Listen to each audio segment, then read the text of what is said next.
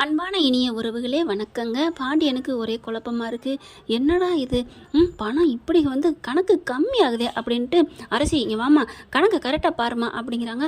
அவங்களும் கணக்கில் பார்த்துட்டே இருக்காங்க. அப்பா நான் எல்லாமே கரெக்டாக தான்ப்பா பண்ணுறேன் அப்படிங்கிறாங்க. என்னப்பா நான் என்ன இத்தனை நாள் வரைக்கும் நான் தானே பண்ணிக்கிட்டு இருக்கேன், எனக்கு தெரியாதா கணக்கு வழக்கு அப்படின்னு கேட்க, என்னம்மா தெரியலே கோமதி உடனே, ஏங்க அதெல்லாம் சரியாக தாங்க இருக்கும். அடியே யாரடி இவ சரியாக இருக்கும் பூரியாக இருக்குன்னு சொல்லிட்டு, நான் தான் சொல்கிறேன்டி இடிக்குதுடி அப்படிங்கிறாங்க.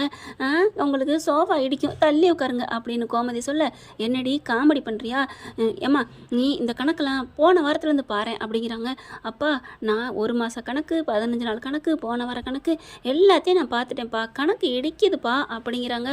ஒன்றும் புரியலையே. ஏங்க என்னங்க, அட வைங்க வாங்க சாப்பிட்ற நேரத்தில் இங்கே பாரு கோமதி, அப்படிலாம் இல்லை கோமதி, என்னன்னு தெரியலையே, எப்படி பொருள் மிஸ் ஆகுதா, இல்லை காசு போகுதா, இல்லை குறைச்சது விற்கிறோமா, இல்லை யார்ட்டையும் கடன் கொடுத்தம்மா, ஏமா வாமா அப்படின்னு கூப்பிட, என்னம்மாம்மா அப்படின்னு தங்கமேல் வர, ஏதாவது கடை யாரும் வாங்குறாங்களா, அதெல்லாம் இல்லைம்மாம்மா.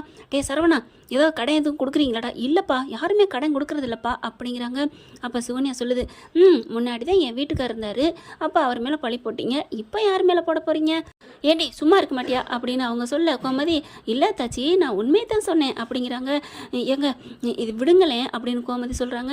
ஏய் என்ன விடுங்கங்கிற, 1000 2000 தினம் போகுதுடி, வாங்கி வைக்கிறேன் பொருள் 2 நாளில் 3 நாளில் அந்த இடம் பூரா காலியாயிருது, மறுபடியும் கணக்கு எழுதி மறுபடியும் வாங்க வேண்டியதாக இருக்குது, இந்த மாதிரி பொருள் விற்றதும் இல்லை இந்த மாதிரி காலியானது இல்லடி, ஏதோ நம்ம மருமக ராசியாக இருக்கும், பொருள் பூரா விற்றுருக்கும், சரி கோமதி விற்கட்டும், ஆனால் அதுக்குண்டான பணம் வரணும்ல, அந்த பணமும் வரலையே அப்படிங்கிறாரு. என்னமோ சரியாகத்தான் இருக்குது அப்படிங்கிறாங்க. எப்படின்னு தெரியலையே. ஏண்டா சரவணா நீ எதுவும், அப்பா என்னப்பா என்னைய பார்த்து அங்கே சுற்றி இங்கே சுற்றி ஏன் மேலே பழி போடுறீங்களா, டே அப்படிலாம் சொல்லலடா அப்படிங்கிறாங்க. உடனே சோனியா பார்க்குது, ஏமாம்மா ஏன்னே நீங்கள் எல்லாட்டையும் கேட்குறீங்க, அந்த கடைக்கு புதுசாக 2 பேர் வந்திருக்காங்களே, நம்ம வீட்டு மருமகளும் அவங்க அப்பாவும், அவங்கள கேட்க வேண்டியதானே, ஏன் அவங்களுக்கு கை இல்லையா, பணத்தை கண்ட ஆசை இல்லையா, எடுத்துருக்கலாம்ல, என்னப்பா நீ பேசுகிற வா என் மூடுப்பா அப்படிங்கிறாரு. அவர் நம்ம சம்மந்திப்பா, அவரே ஏதோ வெக்கத்தை விட்டு ஒரு பொழப்புக்காண்டி நம்ம கடைக்கு வர்றார், அவர் மேலே பழி போடலாமா, என்னண்ணே அதெல்லாம் இந்த காலத்தில் யாரையும் பார்க்கக்கூடாதுண்ணே, அவர் சம்மந்தி இப்போ வர்றாரு போடக்கூடாது பழி அப்படிங்கிறீங்க, ஆனால் சின்ன பிள்ளையிலேருந்தே தூக்கி வளர்த்தீங்க என் புருஷனை, அவர் மேலே மட்டும் பழி போட்டீங்க, எப்பா அவன் என் புள்ள மாதிரிப்பா, நான் எடுத்தியா வச்சியான்னு இப்போ சரவணனை கேட்ட மாதிரி கேட்டேன், நீ என்னப்பா நீ அப்படிங்கிறாரு.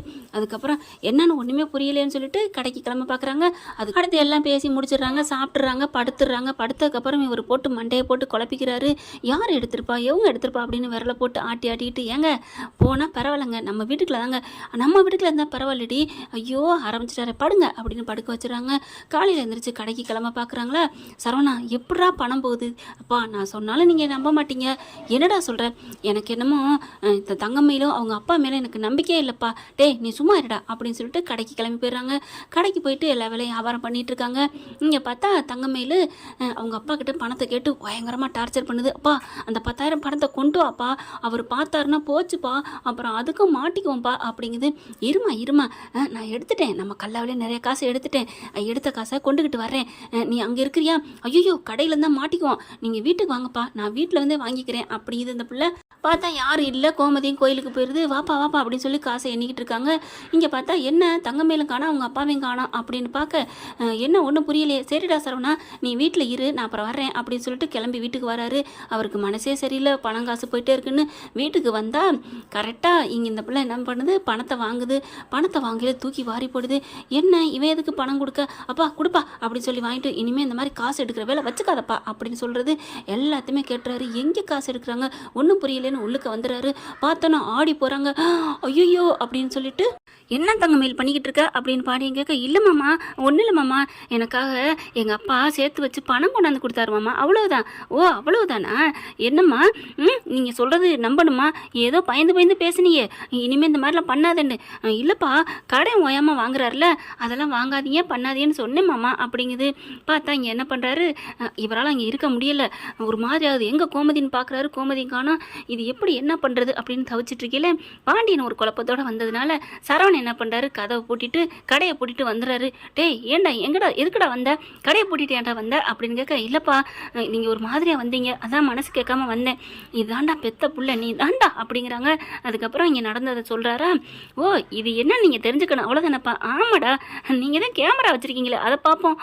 தூக்கி வாரி போடுது தங்கமேலுக்கு. ஐயோ அப்படின்ட்டு கேமரா ஆன் பண்ணி பார்க்குறாங்க. இந்தம்மா காசை வச்சுக்கம்மா, இங்கே பார்ப்பா, இனிமேல் கல்லாவில் எடுக்கிற வேலை வச்சுக்கிட்டேன்னா அவ்வளோதான். நானும் எத்தனை வாட்டி பயந்து வாழ்கிறது.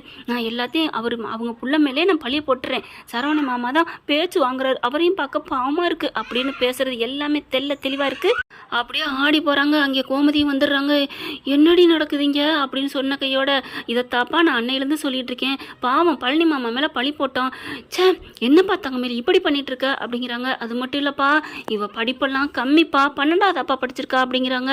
அப்படியே தூக்கி வாரி போடுது. அதுவும் இல்லாமல் இன்னொன்றுப்பா, ஆதார் கார்டு வாங்கி பார்த்துட்டேன், இவ என்னை விட வயசு 2 வயசு மூப்புப்பா அப்படிங்கிறாங்க. அப்படியே கிருங்குது தலை. அப்படியே பார்க்குறாரு சம்மந்தி, இனி ஒரு நிமிஷம் நான் உங்களோட பேச தயாராக இல்லை. சம்மந்தி என்னை மன்னிச்சிருங்க சம்மந்தி, என் பிள்ளை மேலே எந்த தப்பு இல்லை சம்மந்தி, அவளை மட்டும் எங்கள் வீட்டுக்கு அனுப்பிடாதீங்க சம்மந்தி, நான் மட்டும் போகிறேன், என்னை மன்னிச்சுக்கங்கன்னு கிளம்ப நில்லுங்க, இனிமேல் அவளுக்கு இங்கே என்ன வேலை இருக்குது, கூட்டிகிட்டு போங்க அப்படின்னு சொல்லிட்டு பயங்கரமாக கத்துறாரு சரவணே. அவங்க அப்பா நான் அத்தாலும் பேசாமல் நிற்கிறாங்க. அவங்க போன்னு சொல்ல முடியல, ஆனாலும் சரவணன் சொன்னதுக்கு ஏற்று பேச முடியல. மாமா உங்கள் பிள்ளை என்ன போக சொல்கிறாரு மாமா, என்ன போக சொல்கிறாரு மாமா அப்படின்னு அப்படியே அழுதுட்டு சொல்ல, ஆமாப்பா நான் என்ன பண்ண முடியும் அப்படிங்கிறாரு. இங்கே பார்த்தா சரவணை வேகமாக உள்ளுக்க போகிறாங்க. ஐயோ நம்ம மேலே கோச்சை விட்டுட்டாரோ, கோவம் இல்லையோ தீந்துருச்சோ அப்படின்னு பார்த்தா உள்ளார போய் ஒரு நல்ல பை நிறையா துணிமணி அள்ளிக்கிட்டு, இந்தா உன் துணிமணி கிளம்பு இங்கேருந்து அப்படிங்கிறாரு. மாமா அத்தை என்னைய ஏற்றுக்குங்க அத்தை, நான் நல்லா தானே இருக்கிறேன், இது என்ன அத்தை எங்கள் அப்பா அம்மா போய் சொல்லிட்டாங்க. ஆமாம் சம்மந்தி, நாங்கள் தான் போய் சொன்னோம், என் பிள்ளை ஒன்றும் பண்ணலை. போய் சொன்னது ஒன்றும் தப்பு இல்லையா, ஆனால் பழனி மேலே பழி போட்டனே, அப்போ பேசாமல் நின்னீங்களே, அப்பாவால் சொல்லியிருக்கலாம்ல அந்த பணத்தை நான் தான் எடுத்தேன்னு. ஆனால் பெத்த புள்ள மாதிரி வளர்த்தையா, நான் அவனை கேட்டையா, ஆனால் உங்களை நம்பினேன் பாரு அப்படின்னு கத்துறாங்க. என் பிள்ளை சொல்கிறதுக்கு நான் ஒன்றும் பண்ண முடியாது அப்படிங்கிறாரு.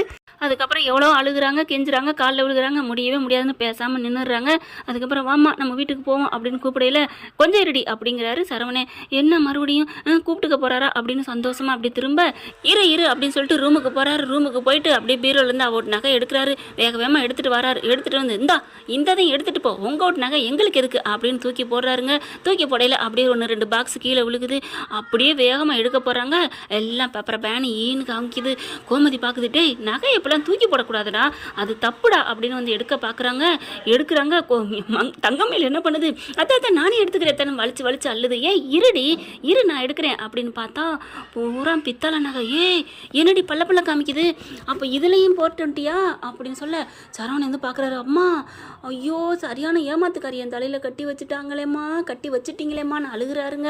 அப்படின்னா மனோஜ் எத்தனை வாட்டிங்க முட்டிக்கிட்டு அழுகணும், இந்த ரோஹிணி ஏமாத்துக்காரி கட்டி வச்சாங்களே விஜயாவுக்கு தான் கொடுத்து காட்டணும், இங்கே யாருக்குங்க கொடுத்து காட்டுறது தெரியல என்ன நடக்க போகுதுன்னு. ஆனால் என்ன பண்ணுறாரு, எல்லா உண்மையும் தெரிஞ்சிருச்சு. இனிமே எனக்கு வேணாம்ப்பா, எவ்வளோ புழுகு முட்டைப்பா, ஐயோ அப்படிங்கிறாரு சரவணன். அதுக்கப்புறம் பார்த்தீங்கன்னா பெட்டியை தூக்கி இந்தா பொடி கிளம்பு அப்படின்னு சொல்லி கையில் கொடுக்குறாங்க.